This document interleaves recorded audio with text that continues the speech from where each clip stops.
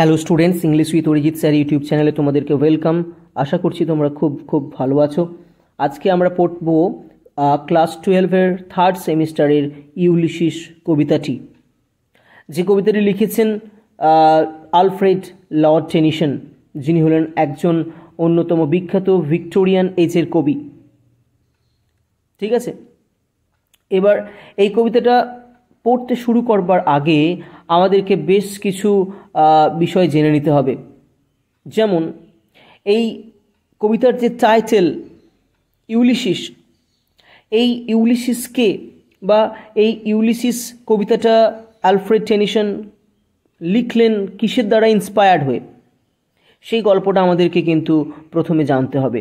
তারপর আমরা কিন্তু মূল কবিতাটি পড়তে শুরু করব।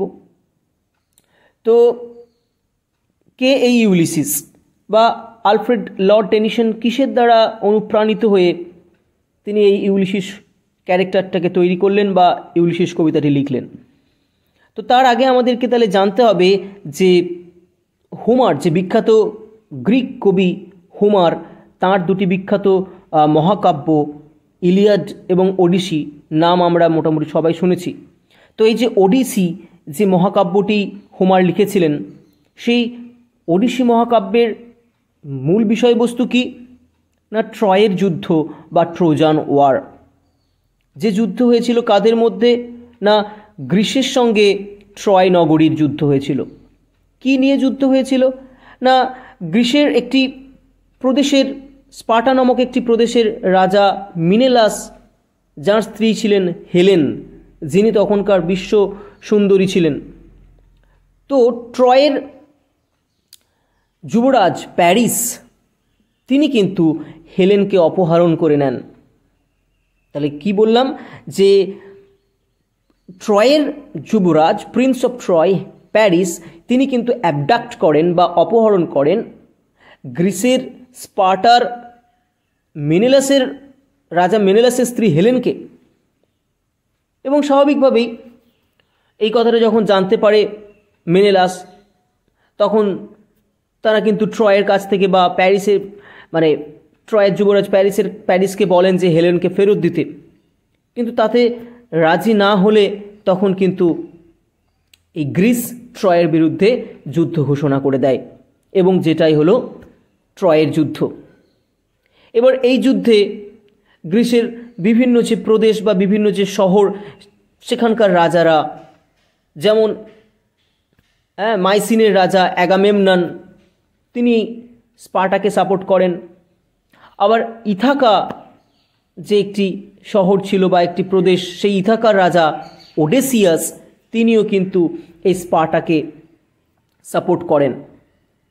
তো এইভাবে ট্রয়ের যুদ্ধ শুরু হয় এবং যে যুদ্ধ চলে প্রায় 10 বছর ধরে। এবার এই ইথাকার যিনি রাজা ছিলেন, যার নাম আমি অলরেডি বললাম ওডেসিয়াস, এই ওডেসিয়াসই হলেন আমাদের ইউলিসিস। এই হোমারের ওডিসি মহাকাব্যটিকে যখন ল্যাটিন ভাষায় ট্রান্সলেশন করা হয়, তখন এই ওডেসিয়াসের নাম হয়ে যায় ইউলিসিস। তাহলে আমরা বলতে পারি যে ওডেসিয়াসের ল্যাটিন ভার্সনই হলো এই ইউলিসিস।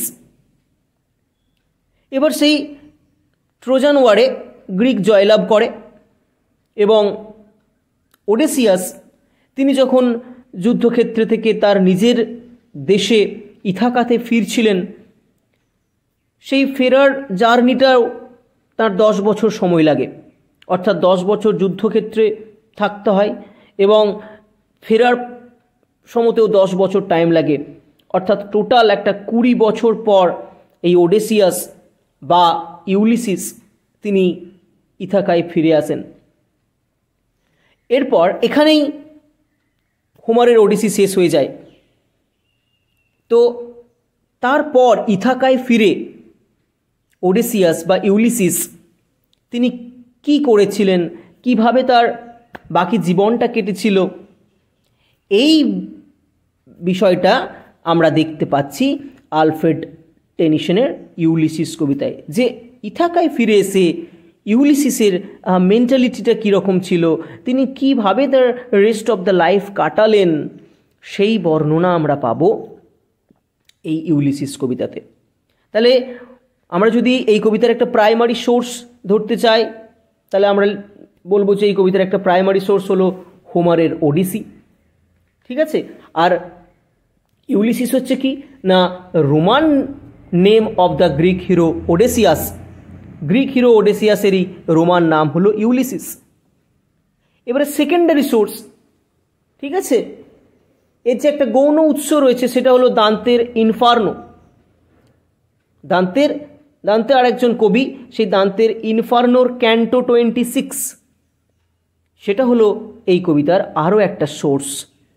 ঠিক আছে, অ্যালফ্রেড টেনিসন কিন্তু ওই দান্তের ইনফার্নো ক্যান্টো 6 সেটাও পড়ে ইন্সপায়ার্ড হয়েছিলেন এবং সেখান থেকেও তিনি কিন্তু এই কবিতা লেখার অনুপ্রেরণা পেয়েছিলেন। বুঝতে পারছো? তাহলে এই গেল ইউলিসিস এই ব্যাপারটা। এবার আমরা যদি জানতে চাই যে ইউলিসিস কীরকম একজন মানুষ, ইউলিসিসকে আলফ্রেড টেনিসন এই কবিতায় কীভাবে দেখিয়েছেন, তিনি কিসের প্রতীক, না তাহলে বলতে হবে যে in the poem Ulysses is the archetype of knowledge and adventure.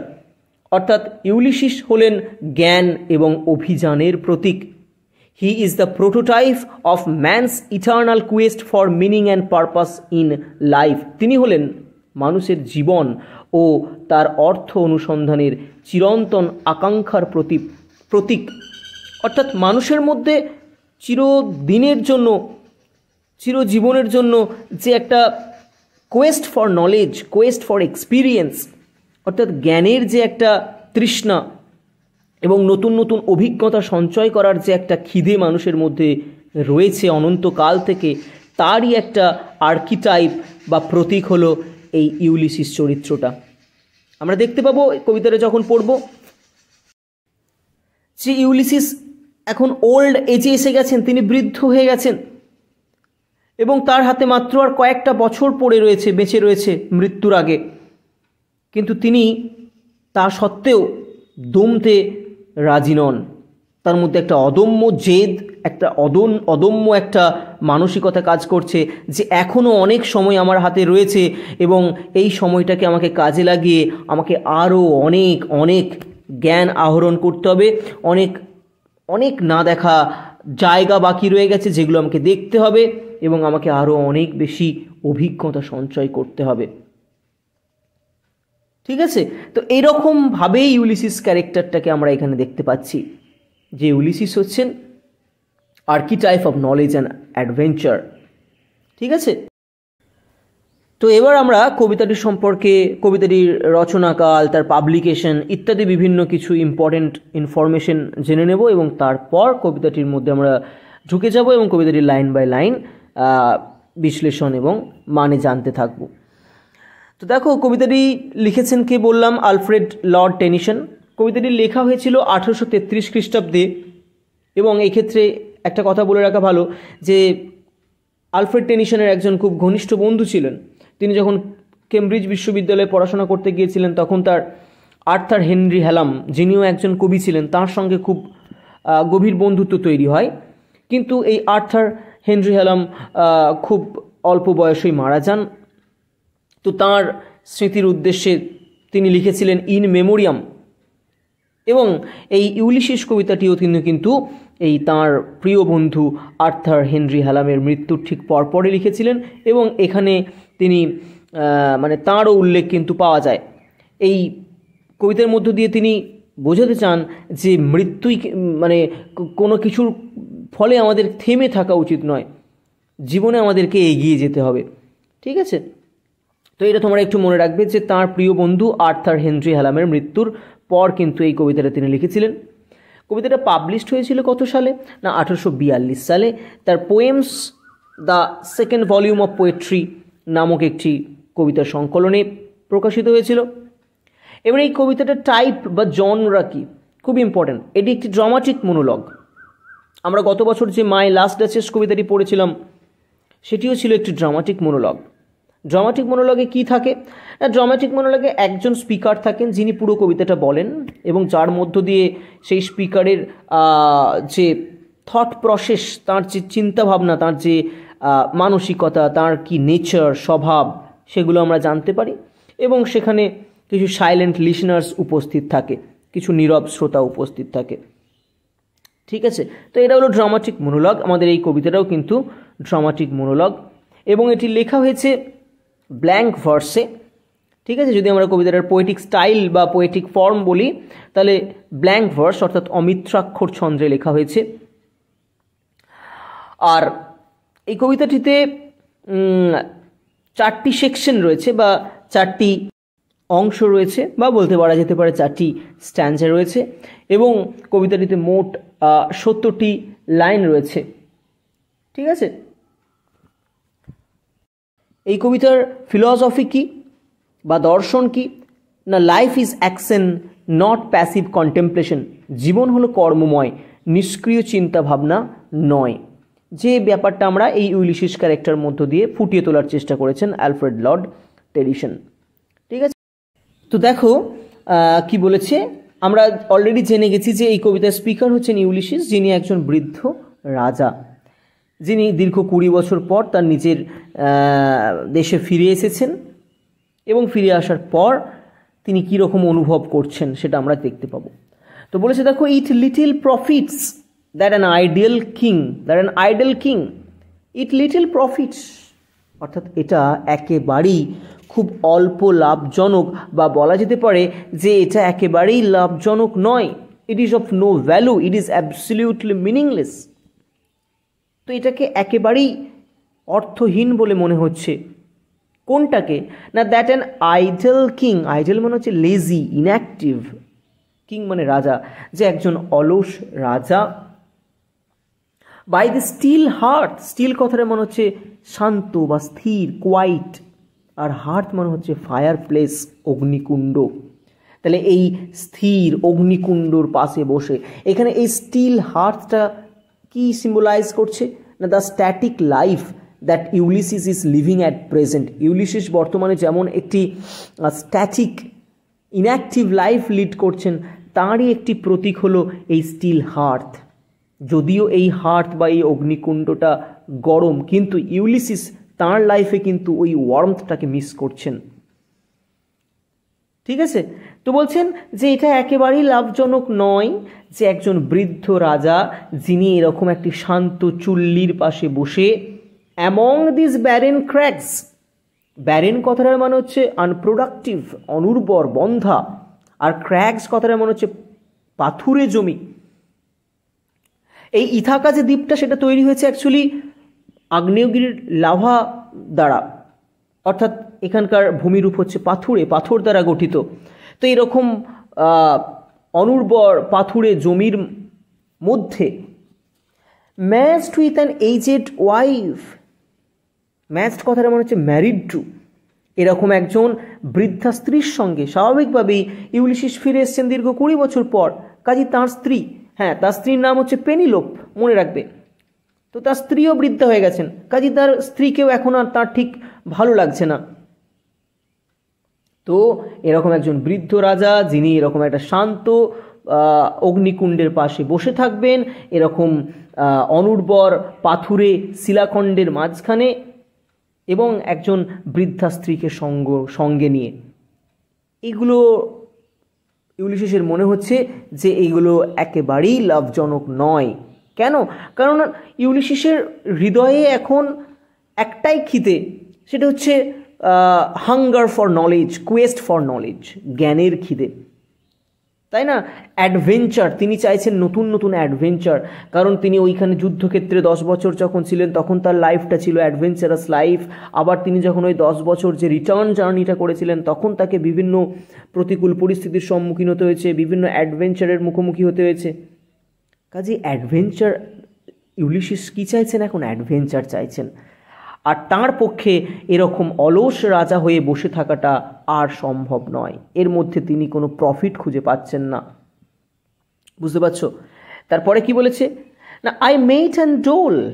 মেট কথাটা মনে হচ্ছে টু মেজার, পরিমাপ করা, অ্যান্ড ডোল মনে হচ্ছে টু ডিস্ট্রিবিউট, অর্থাৎ বিতরণ করা। এখানে হচ্ছে মানে প্রয়োগ করা বা রুল ওভার করা। তো কি বলছেন না, আই মেট অ্যান্ড ডোল, অর্থাৎ আমি প্রয়োগ করি। আনইকুয়াল লজ, আনইকুয়াল লজ মানে হচ্ছে কি না অসম আইন। কেন অসম আইন বলছেন না, ডিফারেন্ট কাইন্ডস অফ রুলস, তাকে বিভিন্ন রকমের আইন প্রয়োগ করতে হয় for different types of people, বিভিন্ন রকমের মানুষের জন্য। সেই জন্য উনি বলছেন আনইকুয়াল বা অসম আইন আমাকে প্রণয়ন করতে হয়। কাদের ওপরে? আনটু এ স্যাভেজ রেস। স্যাভেজ মনে হচ্ছে বর্বর, অসভ্য একটা জাতির ওপর। তাহলে এখানে ইউলিসিস তার নিজের ইথাকাবাসীকে বলছেন uncivilised, savage people, savage race, অসভ্য বর্বর জাতিরা। কেন উনি বলছেন, কেন তার নিজের প্রদেশের, নিজের দেশের মানুষদের ওপরে তার এরকম একটা রাগ বা ক্ষোভ, সেটা আমরা একটু পরেই দেখতে পাবো। তাহলে আমরা যেটা দেখতে পাচ্ছি, ইউলিসিস কিন্তু তার এই ভূমিকাতে একদমই খুশি নন। একজন অলস রাজা হয়ে তার এই অসভ্য আনসিভিলাইজড লোকজনদের ওপর আনইকুয়াল লজ প্রয়োগ করাতে তিনি একদমই খুশি নন, তিনি বীতশ্রদ্ধ। নেক্সট লাইন দেখো, দ্যাট হোড, কেন তিনি স্যাভেজ বলছেন না, দ্যাট হোড যারা কেবলমাত্র কি করে না সঞ্চয় করে, হোড মানে হচ্ছে সঞ্চয় করে, অ্যান্ড বা মজুত করে, অ্যান্ড স্লিপ এবং ঘুমোয়, অ্যান্ড ফিড এবং খায়। তাহলে এদের জীবনের তিনটেই কাজ দ্বারা গঠিত। এক হচ্ছে এরা মজুত করে, এক হচ্ছে এরা ঘুমোয়, এবং তৃতীয়ত হচ্ছে এরা খাওয়া দাওয়া করে। এই তিনটের বাইরে এরা আর কিছু জানে না জীবনে। অ্যান্ড নো নট মি, এবং এরা আমাকেই চেনে না। আমাকে চেনে না মানে কি, তারা কি তাদের রাজাকে চেনে না? তা নয়, তারা জানে না যে how great, how heroic is Ulysses. Ulysses যে কত মহান, কত বিখ্যাত, কত বীর, কত বড় একজন বীর, সেটা তারা জানে না, তাই না? সেই জন্য উনি বলছেন যে হু নো নট মি, যারা আমাকে জানেই না যে আমি কে, আমার কি প্রকৃত পরিচয়, সেটা তারা জানে না। I cannot rest from travel, Ulysses পরিষ্কার বলছেন যে আমি ভ্রমণ থেকে নিজেকে বিরত রাখতে পারবো না। Ulysses is a man of action, তিনি একজন কর্মচঞ্চল মানুষ। Therefore he cannot lead an idle life in his own home, তিনি তার নিজের বাড়িতে একটা অলস জীবন কাটাতে পারবেন না।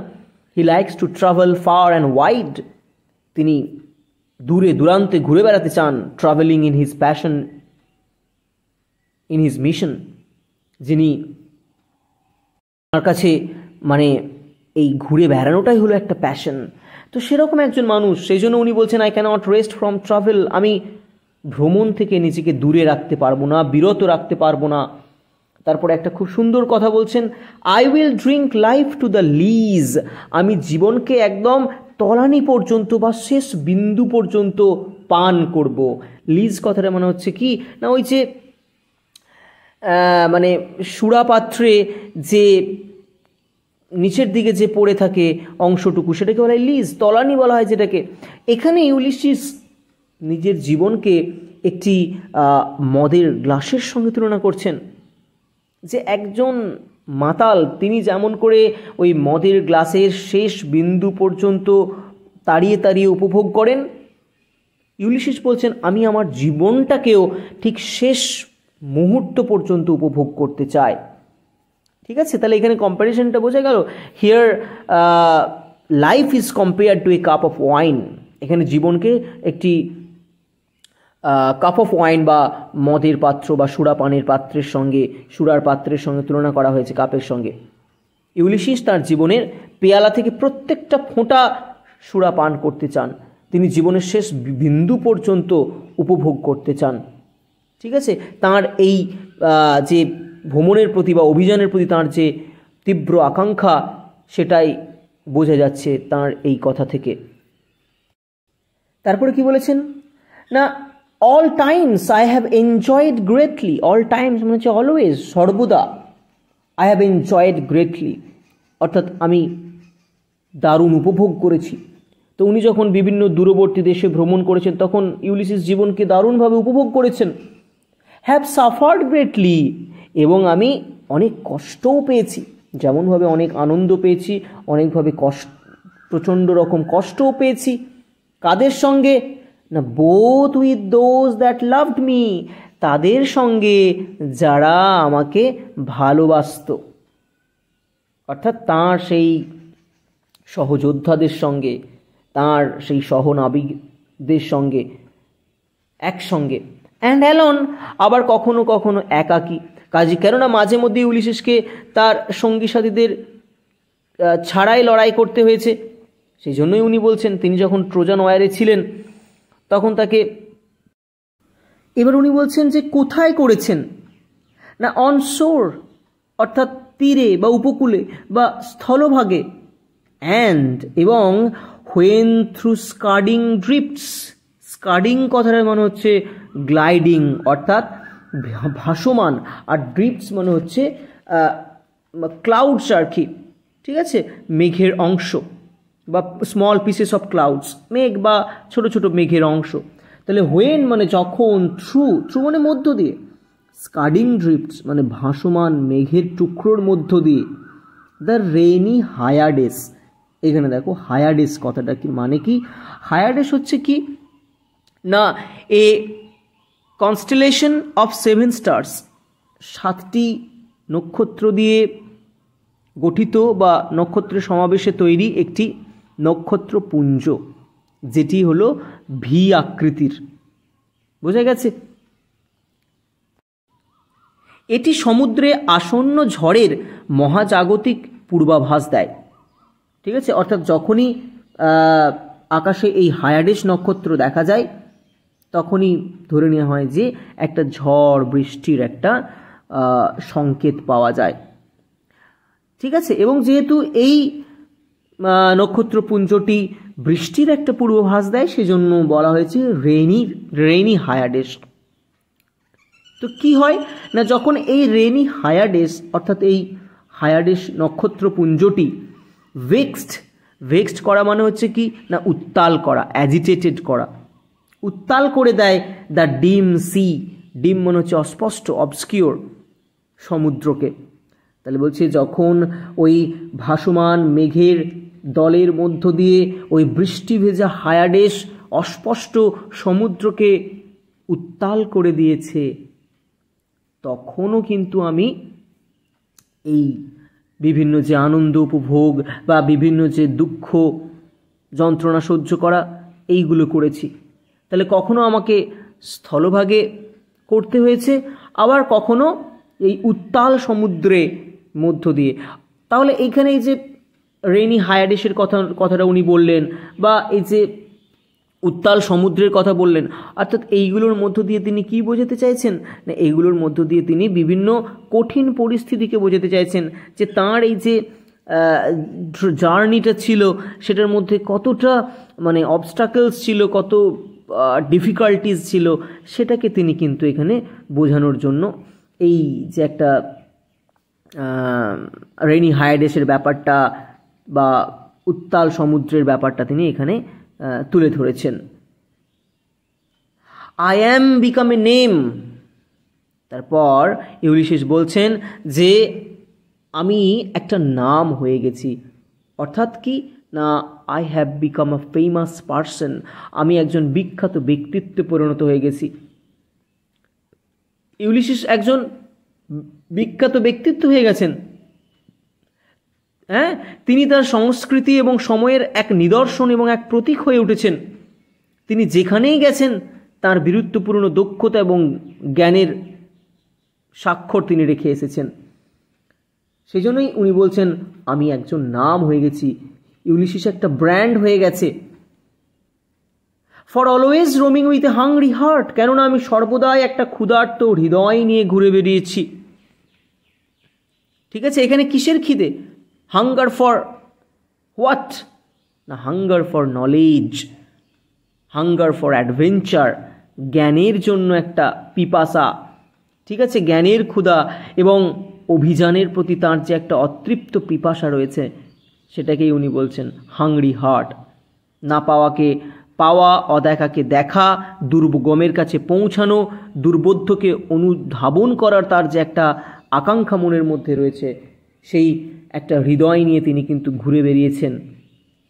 এবং সেই ঘুরে বেড়াতে গিয়ে তিনি কি কি দেখেছেন দেখো, বলছে much have I seen and known, মানে I have seen much and I have known much, আমি অনেক কিছু দেখেছি, আমি অনেক কিছু জেনেছি।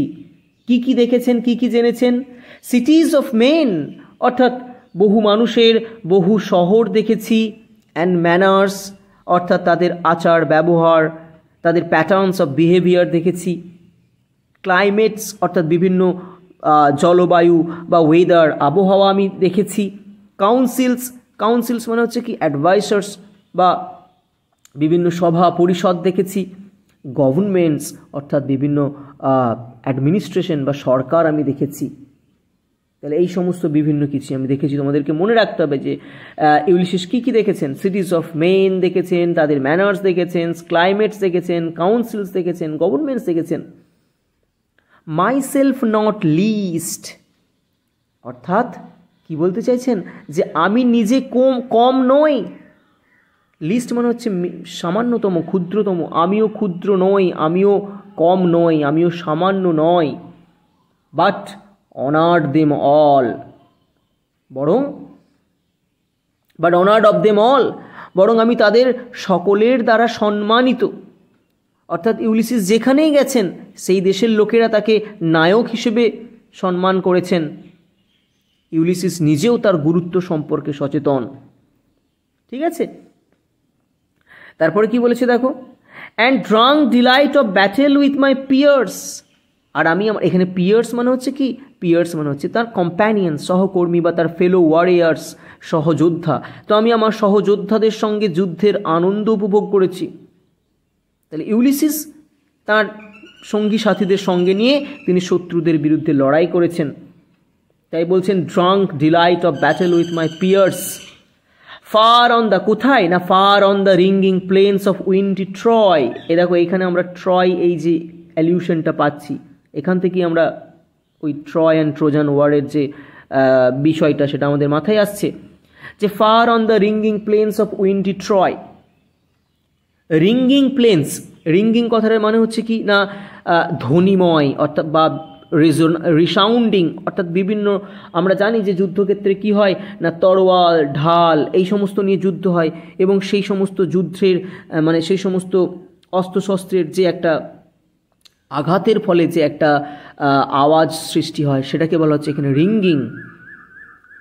ঠিক আছে, আর প্লেন মানে হচ্ছে কি না সমতল ভূমি।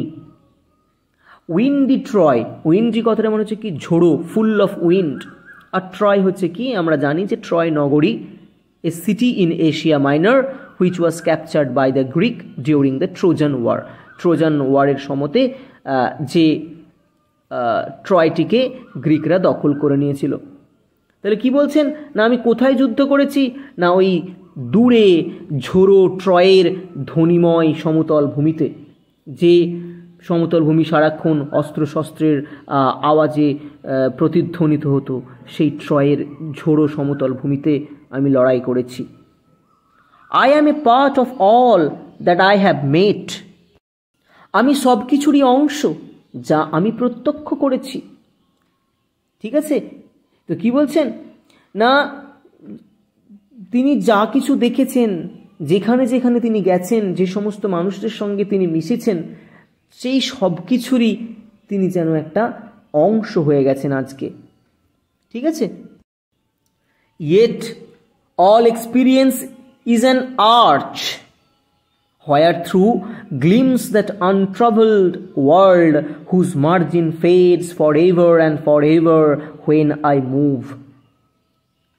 ভালো করে এখানটা বুঝবে কি বলছেন না আমি তো এত জায়গা ঘুরেছি, আমার তো এত অভিজ্ঞতা সঞ্চয় হয়েছে, কিন্তু তা সত্ত্বেও উনি বলছেন ইয়েট, তা সত্ত্বেও, তবুও, in spite of the experiences Ulysses has gained, তিনি যে অভিজ্ঞতা সঞ্চয় করেছেন তা সত্ত্বেও, অল এক্সপিরিয়েন্স এই সমস্ত অভিজ্ঞতাই হলো একটা আর্চ, অর্থাৎ একটা খিলান, একটা গেটওয়ের মতো, একটা দরজার মতো। এই সমস্ত এক্সপিরিয়েন্সকে উনি একটা আর্চের সঙ্গে তুলনা করছেন, একটা খিলানের সঙ্গে, একটা ভল্ট বা গেটওয়ের সঙ্গে তুলনা করছেন। দরজার সঙ্গে তুলনা করছেন। হোয়ার থ্রু, যার মধ্য দিয়ে, যে আর্চের মধ্য দিয়ে বা যে গেটওয়ের মধ্য দিয়ে গ্লিমস অর্থাৎ মিটমিট করছে, উকি দিচ্ছে, দ্যাট আনট্রাভেলড ওয়ার্ল্ড। আনট্রাভেল মানে হচ্ছে কি আনএক্সপ্লোর্ড, আননোন, অর্থাৎ যে জায়গাগুলো আমার এখনো জানা হয়নি, সেই আননোন, আনট্রাভেলড, যে জায়গাগুলোয় আমি এখনো ভ্রমণ করিনি, সেই সমস্ত বিশ্ব, সেই সমস্ত জায়গাগুলো আমি দেখতে পাচ্ছি কিসের মধ্য দিয়ে? না ওই আর্চের মধ্য দিয়ে, ওই খিলানের মধ্য দিয়ে উঁকি দিচ্ছে সেই সমস্ত অনাবিষ্কৃত অদেখা জায়গাগুলো, সেই অদেখা অজানা বিশ্ব উঁকি দিচ্ছে। আর বলছেন কি না, হুজ মার্জিন ফেডস, যার মার্জিনটা অর্থাৎ যার কি বলবো, মার্জিন মনে হচ্ছে যার বর্ডারটা, যার সীমানাটা বা যার কিনারাটা, ফেডস অর্থাৎ ঝাপসা হয়ে আসে, for ever and for ever মানে চিরকালের জন্য। হোয়েন আই মুভ, যখন আমি মুভ করি মানে কি, মানে এগিয়ে চলি, প্রসিড করি, মুভ ফরওয়ার্ড করি। তো বলছেন আমি যত সামনের দিকে এগিয়ে যাচ্ছি, ইউলিসিস বলছেন যত তিনি সামনের দিকে এগিয়ে যান তত অভিজ্ঞতার কিনারাগুলো সরে সরে যায়। অন্যভাবে বলা চলে যে তিনি যতই ভ্রমণ করেন ততই তিনি জ্ঞান অর্জন করতে থাকেন এবং এই জ্ঞান অর্জন করার যেন কোনো শেষ নেই। তাই বলছেন ওই আনট্রাভেলড ওয়ার্ল্ডের যে মার্জিনগুলো আমি যত এগিয়ে যাই তত সেগুলো মুছে মুছে যেতে থাকে, সেগুলো তত ঝাপসা হয়ে যেতে থাকে। অর্থাৎ আমি আরও নতুন নতুন দেশ দেখতে পাই, নতুন নতুন স্থান দেখতে পাই, যেগুলো এখনো পর্যন্ত আমার মানে ট্রাভেল করা হয়নি, জানা হয়নি, আবিষ্কার করা হয়নি। বুঝতে পারছো? তারপর বলছেন how dull it is to pause to make an end, কতই না নীরস লাগে যখন থমকে যায়, যখন এই সমস্ত কিছুর একটা সমাপ্তি ঘোষণা করতে হয়। আমার মতো একজন মানুষ যার হৃদয়ে এত জানার প্রবল আকাঙ্ক্ষা, এত কোয়েস্ট ফর নলেজ রয়েছে, সেরকম একজন মানুষকে যদি থমকে যেতে হয়, তাকে যদি সব কিছুর সমাপ্তি ঘোষণা করতে হয়, তো তার কাছে এটা অত্যন্ত একটা ডাল, অত্যন্ত আনইন্টারেস্টিং, লাইফলেস বলে মনে হয়, নীরস, প্রাণহীন বলে মনে হয়। এর থেকে যেন ইউলিসিসের মনে হচ্ছে মানে মৃত্যুই শ্রেয়, এরকমভাবে অলস হয়ে বসে থাকার থেকে মৃত্যুই যেন শ্রেয়। এটা খুবই নীরস লাগে। তারপরে দেখো খুব ইন্টারেস্টিং একটা লাইন আছে, to rust unburnished not to shine in use. To rust মানে হচ্ছে মরচে পড়ে যাওয়া বা জং পড়ে যাওয়া, টু গ্রো রাস্টি। আনবার্নিশড মানে হচ্ছে আনপলিশড, যদি না পালিশ করা হয় তাহলে কি হবে না জং পড়ে যায়, মরচে পড়ে যায়। তাহলে এখানে উনি কিসের কথা বলছেন? এখানে ইউলিসিস অ্যাকচুয়ালি জীবনকে একটা তরবারির সঙ্গে তুলনা করেছেন, যে একটা তরবারি, সেটাকে যদি না আমরা পালিশ করি, সেটাকে যদি না আমরা ঘষা মাজা করতে থাকি, তাহলে সেটাতে জং পড়ে যাবে, মরচে পড়ে যাবে। আবার not to shine in use, যদি না সেটাকে ব্যবহার করা হয় তো তার যে একটা চাকচিক্য বা ঔজ্জ্বল্য সেটাও কিন্তু আস্তে আস্তে হারিয়ে যাবে। একইভাবে একটি মানুষ তার সহজাত ভালো গুণাবলী যদি না ব্যবহার করেন, তাহলে জীবনের দীর্ঘ যাত্রাপথে সেই গুণগুলি হারিয়ে যাবে, তাই না? কারোর মধ্যে হয়তো ট্যালেন্ট ছিল, কিন্তু সে যদি না দীর্ঘদিন ধরে সেই ট্যালেন্টগুলোকে নার্চার করে, তাহলে কী হবে, এক সময় তার সেই ট্যালেন্টসগুলো কিন্তু হারিয়ে যাবে। একইভাবে ঠিক আছে, ইউলিসিসের মধ্যে এই যে একটা খিদে রয়েছে, কোয়েস্ট ফর নলেজ রয়েছে, তো তিনি যদি এটা থেকে নিবৃত্ত হয়ে যান, তিনি যদি সেটাকে বন্ধ করে রেখে দেন, তাহলে এক সময় তার সেই যে আকাঙ্ক্ষা, তার সেই যে খিদে, সেই যে পিপাসা, জ্ঞান পিপাসা, সেটাও এক সময় কিন্তু মরে যাবে, সেটা এক সময় নষ্ট হয়ে যাবে। বোঝা যাচ্ছে? তাহলে এখানে তিনি জীবনকে একটা তরবারির সঙ্গে তুলনা করেছেন। তিনি বলছেন কি না, যদি না পালিশ করা হয় তাহলে যেমনভাবে একটা তরবারিতে মরচে পড়ে যায়, যদি না ব্যবহার করা যায় তার ঔজ্জ্বল্যতা হারিয়ে যায়, একইভাবে যদি না মানুষ তার সহজাত ভালো গুণগুলিকে না নার্চার করতে থাকেন, তাহলে জীবনের দীর্ঘ যাত্রাপথে তা কিন্তু হারিয়ে যায়। As though two breathe way life, একটা বিস্ময়বোধক চিহ্ন রয়েছে দেখো, as though two breathe way life, যেন শ্বাস নেওয়াটাই জীবন। উনি বলছেন যে শ্বাস নেওয়াই কি জীবন? না, শ্বাস নেওয়া মানে জীবন নয়। According to Ulysses, breathing is not life. শ্বাস নেওয়াটা জীবন নয়। শ্বাস নেওয়া মানে জাস্ট বেঁচে থাকা, এটাকে জীবন বলা যায় না। তাহলে তার মতে জীবন কীরকম হওয়া উচিত, বাট জীবনের সংজ্ঞা কি? না, for him life should be full of continuous activity. জীবনের মধ্যে থাকবে কি না, ধারাবাহিক কর্মকাণ্ডের সমাহার। লাইফের মধ্যে অ্যাডভেঞ্চার থাকবে, লাইফের মধ্যে আপস অ্যান্ড ডাউনস থাকবে, তাই না? তবে তো সেটা জীবন। শুধু নিঃশ্বাস প্রশ্বাস তো যে কোনো ইতর প্রাণীরাও নেয়, সেটাকে জীবন বলে না, সেটাকে বেঁচে থাকা বলা হয়। বুঝে যাচ্ছে? তারপরে কি বলেছেন না, life piled on life were all too little. যে একটা জীবনের পর যদি আরও একটা জীবন, তার উপরে আর একটা জীবনকে স্তূপাকারে জমা করা হয়, তাহলেও খুব কম বলে মনে হয়। অর্থাৎ একসঙ্গে যদি অনেকগুলো জীবনকে আমরা একত্রিত করি, তারপরেও যে তার ফলে যে সময়টা পাওয়া যাবে, সেই সময়টাকেও খুব কম বলে মনে হয়। এবং তারপরে বলছেন and of one to me little remains. আর আমাকে যে জীবন দেওয়া হয়েছে তাতে আর খুব সামান্যই বাকি রয়েছে, মাত্র কয়েকটা বছর আমার আর হাতে বেঁচে রয়েছে, কাজে আমার হাতে আর বেশি সময় নেই।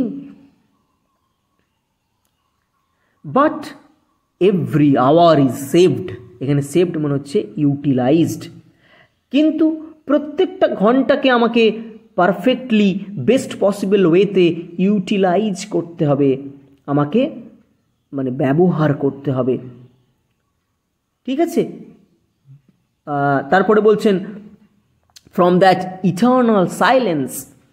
ইটার্নাল সাইলেন্স মানে হচ্ছে এখানে ডেথ।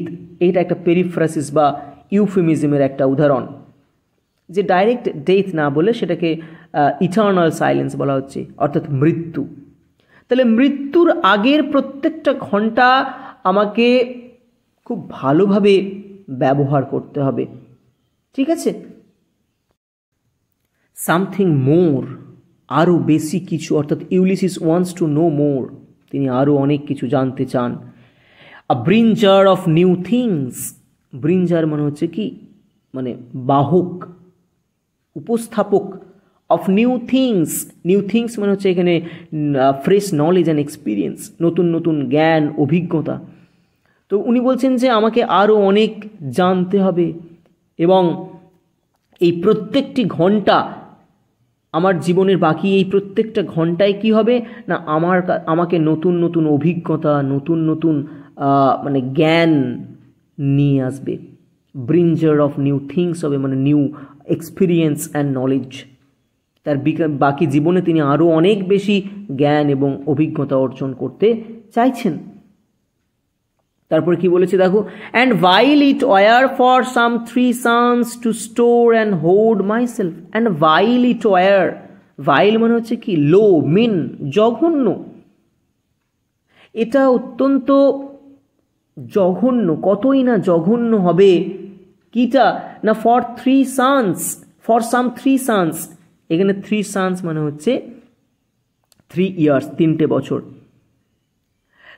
হঠাৎ করে উনি 3 বছর কি করে জানলেন না, এখানে আমাদেরকে জানতে হবে যে টায়ারসিয়াস নামক একজন প্রফেট, যিনি ইউলিসিসকে প্রেডিক্ট করেছিলেন যে Ulysses would live for 3 more years, যে তিনি আর মাত্র 3 বছর বাঁচবেন। সেই জন্য উনি বলছেন যে এই 3টে বছর ধরে যদি আমি কেবলমাত্র কি করতে থাকি না, two store and hold. Store মানেও হচ্ছে সঞ্চয় করা, আর হোল্ড মানেও হচ্ছে মজুত করা। আমি যদি এই 3 বছর ধরে নিজের জন্য কেবল সংরক্ষণ আর মজুত করি, তো এটা অত্যন্ত জঘন্য একটা কাজ হবে, তাই না? আমার তো এটা কাজ নয়, এটা তো আমার দেশের বর্বর জনগণের কাজ, আমার এটা কাজ নয়। And this grey spirit, grey spirit মানে হচ্ছে দিস ওল্ড এজ, এই বৃদ্ধ আত্মা, ঠিক আছে, এই ধূসর আত্মা বা এই বৃদ্ধ আত্মা ইয়ার্নিং ইন ডিজায়ার, অর্থাৎ জানার জন্য ব্যাকুল। ইয়ার্নিং মানে হচ্ছে আকাঙ্ক্ষা প্রকাশ করা, আর ডিজায়ার মানে হচ্ছে কি ইচ্ছা। তাহলে আমার এই বৃদ্ধ আত্মা সেটা জানার জন্য এক ব্যাকুল হয়ে আছে বা চাইছে। কি চাইছে? টু ফলো নলেজ, জ্ঞানকে অনুসরণ করতে, লাইক আ সিঙ্কিং স্টার, একটা ডুবন্ত তারার মতো। তাহলে ইউলিসিস যদিও বৃদ্ধ, তিনি মনের দিক থেকে কিন্তু যুবক, এবং তার একমাত্র নেশা হলো জ্ঞান ও অভিজ্ঞতা সংগ্রহ করা। এবং here a simile is used to compare Ulysses' pursuit of knowledge to a star that is setting. এখানে ইউলিসিসের জ্ঞানের অনুসন্ধান এবং একটি ডুবন্ত তারার সঙ্গে তুলনা করার জন্য একটি উপমা ব্যবহার করা হয়েছে, ঠিক আছে। এখানে ওই যে মানে বা বলতে পারা যেতে পারে যে ইউলিসিসের জীবনকে একটি ডুবন্ত তারার সঙ্গে তুলনা করা হয়েছে, তাই না? একটা তারা কি করে না, রাত্রের আকাশে সে মিটমিট করে জ্বলে, আলো দেয়, কিন্তু যেই মাত্র সূর্যের আলো ফোটে সেই তারাটা মিলিয়ে যায়, তাকে আর দেখা যায় না। ঠিক একইভাবে ইউলিসিস যেও কিন্তু তার জীবনে একটা ব্রাইট স্টার, উজ্জ্বল নক্ষত্র, তাই না? ইউলিসিসও তো একটা ব্রাইট স্টার। তো সেও কিন্তু জীবনের আর শেষ মুহূর্তে এসে উপনীত হয়েছে, তারও অবস্থা এখনো একটা ডুবন্ত তারার মতোই। কাজে এখানে ইউলিসিসের নিজের জীবনকেও কিন্তু একটি সিঙ্কিং স্টার বা একটি ডুবন্ত সেটিং স্টার, ডুবন্ত তারার সঙ্গে তুলনা করা হয়েছে। বা আবার এটাও বলা যেতে পারে যে ইউলিসিসের যে জ্ঞানের অনুসন্ধান, তার যে পারসুট অফ নলেজ, সেটাকেও একটা সিঙ্কিং স্টারের সঙ্গে তুলনা করা হয়েছে। বোঝা গেল? তো এরপরে উনি বলছেন যে তিনি এই যে জ্ঞানের যে অনুসন্ধান সেটা কত দূর পর্যন্ত করবেন না, beyond the utmost bound of human thoughts, অর্থাৎ মানুষের চিন্তার চূড়ান্ত সীমার বাইরে। বিয়ন্ড মানে হচ্ছে বাইরে, আউটসাইড। দ্য আটমোস্ট, আটমোস্ট মানে হচ্ছে আলটিমেট, সর্বোচ্চ বা সর্বশেষ। বাউন্ড মানে হচ্ছে বাউন্ডারি অর লিমিট, সীমানা। তাহলে মানুষের চিন্তার সর্বোচ্চ বা চূড়ান্ত সীমার বাইরে গিয়ে, তাহলে Ulysses wants to go far and wide, তিনি দিগন্তে চলে যেতে চান। He wishes to follow knowledge outside the domain of human understanding, তিনি মানুষের উপলব্ধির সীমানার বাইরে জ্ঞানকে অনুসরণ করতে চাইছেন। তাহলে এটাই হলো ইউলিসিস। বুঝতে পারছি ইউলিসিস চরিত্রটাকে? তো আজকের ভিডিওতে এতদূর পর্যন্তই পড়লাম। আর একটা ভিডিও করে আমি বাকি অংশটা কমপ্লিট করব, কারণ অলরেডি অনেকটা টাইম হয়ে গেছে। কবিতাটা তোমরা যতটা পর্যন্ত পড়লাম খুব ভালো করে মন দিয়ে শুনতে থাকো। যদি এর মধ্যে কোনো জায়গায় কোনো ওয়ার্ডে তোমাদের ইভেন অসুবিধা থাকে, তোমরা অবশ্যই কিন্তু আমাকে কমেন্ট বক্সে জানাবে। আমি চেষ্টা করব তোমাদের সেই সমস্ত সমস্যাগুলোর বা ডাউটসগুলো ক্লিয়ার করে দেওয়ার। আর যদি ভিডিওটি তোমাদের ভালো লেগে থাকে, ভিডিওটি থেকে তোমরা হেল্প পেয়ে থাকো, হেল্পফুল মনে হয়, অবশ্যই চ্যানেলটিকে সাবস্ক্রাইব করে পাশে থাকবে। আর পারলে একটু তোমাদের বন্ধু বান্ধবদের মধ্যেও এই ভিডিওগুলি শেয়ার করে নেবে, যাতে করে তাদেরও উপকার হয়। তো চলো আজ এতটাই পর্যন্তই রইল। পরের পার্টের ভিডিও আমি খুব শীঘ্রই তোমাদের সামনে নিয়ে হাজির করব। তো ততদিন তোমরা খুব ভালো থেকো এবং মন দিয়ে পড়াশোনা করতে থাকো।